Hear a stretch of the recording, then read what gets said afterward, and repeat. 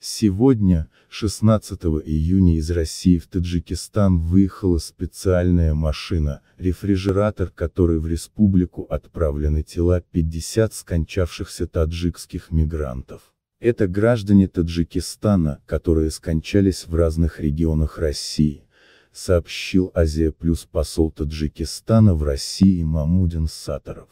Это наши граждане из Москвы и Московской области, Санкт-Петербурга, Владимирской области, Уфы, Хабаровска, Рязанской области, Новосибирска и других регионов. Мы выражаем благодарность соотечественникам, которые сотрудничали с посольством в этой благотворительной деятельности, в результате которой на родину были отправлены 50 тел наших соотечественников, отметил Сатаров.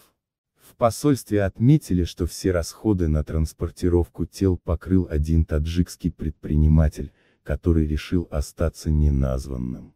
Посол также подчеркнул, что при помощи МИД Таджикистана были получены необходимые документы для транспортировки через границы стран, которые будет пересекать машина.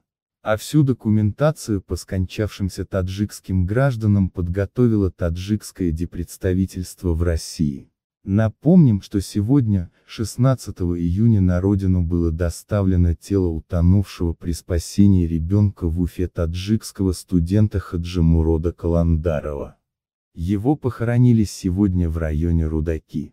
За последние месяцы из России в Таджикистан чартерными рейсами и наземным транспортом были доставлены более 50 тел таджикских граждан.